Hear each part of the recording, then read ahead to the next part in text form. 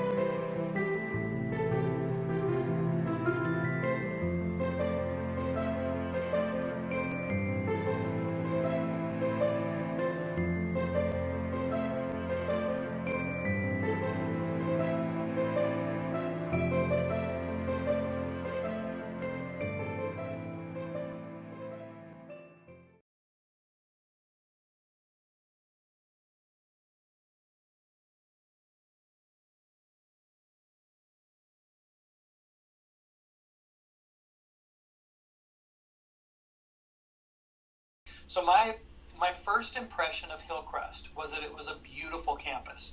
It looked like a college campus. It could have been East Coast College. It's lots of brick buildings, huge, beautiful green out in front, athletic fields in the back, surrounded by tall conifer trees on top of a mountain, a little hill in South Salem. Heard from the judge was I could go to Hillcrest, do my treatment, and then be out. So I thought it was going to be a quick turnaround, 6 months, the least. I knew that Hillcrest was a correctional facility, and I was going to be. I had never been placed. So from 12 to 17, I'd never been placed in a residential program, never been placed out of the home. Besides going to detention. So leaving my home to Hillcrest was very hard. Yeah. I had never been away from my family. And so I got there, and I think I cried every day, probably for the first year. And I felt like Hillcrest was always very treatment focused in our approach and in our interventions. Then, Measure 11, building more youth prisons, basically, the youth correction facilities. It really changed the focus, and the pendulum really swung to the corrections side. And there's been work to bring that back and balance it out. And that's what we're seeing most recently. As an agency and as system-wide, we're much more focused on a developmental model because some of what you see in working with juvenile offenders is what you would see just working with any adolescent. Some make some really bad choices, but it doesn't always mean that you should be considered a criminal for life. Skill building that can be done. There's some supports that can be put in place. Prior to the fence, I recall some kids running away. Hillcrest wasn't such a terrible place that kids were always trying to think about how to get out of there. I think a lot of them recognized, all right, this is what I did. This is the time I need to spend.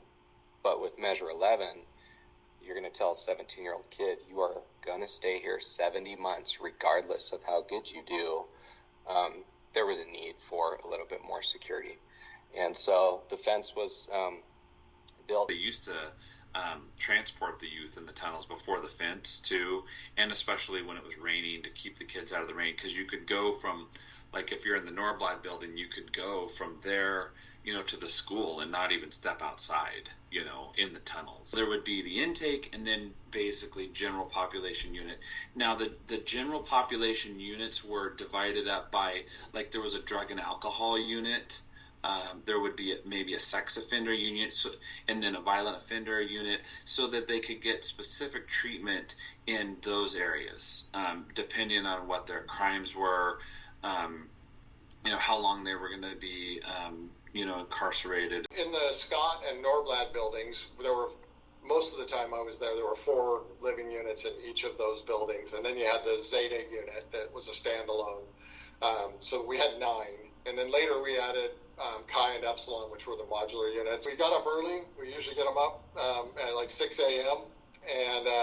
and get them down to breakfast. We had a central dining room there, which is different than most of our facilities. We would move youth through pretty much like 2 shifts, bring half the campus in and through the dining room, and then they'd move out and the other half would come through. Then we returned to the unit, got everybody prepped for school, and they were in the school building, which was down on the east end of the campus, and have a line movement.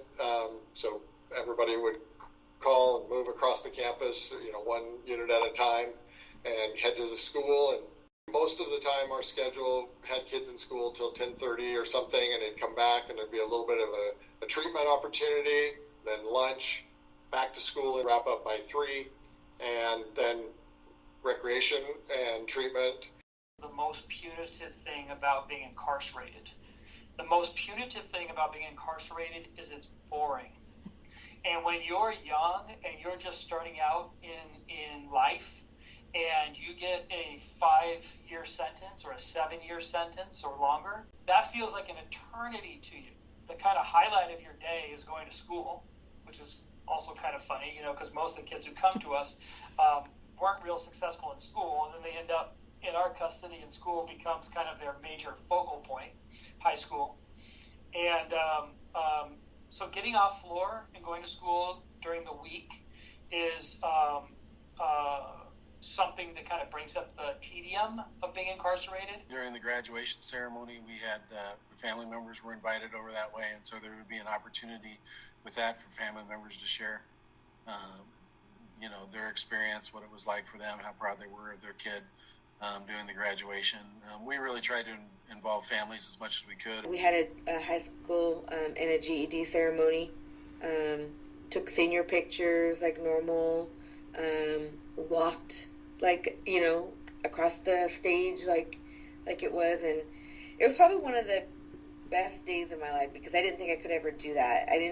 My sister didn't graduate, and so I had never thought that I could graduate with my high school diploma. Like it was almost like too good to be true. Like I cannot believe I did this, and that was kind of like a moment in my life where I was like, wow, I did it. Dozens and dozens of kids left that facility with real trade skills that if they didn't actually use in jobs when they left, at a minimum, it gave them skills and confidence in areas that they didn't have before. We created a culinary arts program that was transferred to McLaren ultimately that way, and so we had a canteen, and the kids would just have an opportunity to learn stuff from simple to boiling water to making fancy meals and seeing those opportunities to do that. Hillcrest was the only facility for a long time that had a beauty salon, a barber shop. The Cameline Beauty School at Hillcrest was an accredited program where kids could learn to cut hair. And learn to dye, color hair and do all the different perms and all that stuff. I remember the nail tech, the amount of hours and so on was definitely something a lot of our girls left there as certified nail techs. The barbers, they had to have like 12 to 1,500 hours to become licensed, but we had, because of Measure 11 and youth that spent many years with us, quite a few youth left there, certified barbers, certified salon techs and nail techs. I think we knew 18 months in advance that we were going to be closing, that it was going to come, and so we did a lot of research but planning and expectations, preparing staff as time was coming closer and everything like that. The reason why that led to Hillcrest closing is because when you remodel buildings and you're gonna tear stuff down, you have to do seismic improvement, and for Hillcrest that was going to be too expensive. I learned a lot in regards to who I was as a person, and I don't know that in any other setting that would have ever happened. Obviously, it probably wouldn't have, but I was really forced to take a look at the aspects of my life and to understand why I did what I did. And I think that was probably the most meaningful part for me about being there, is because I learned why I did what I did, or I learned who I was, and then who I wanted to be. I just saw great things happening. So, honestly, the part I loved was that I just really saw good work happening with the young women and the young men that were there. And I got to work with some incredibly dedicated staff who they had devoted their lives to helping these kids.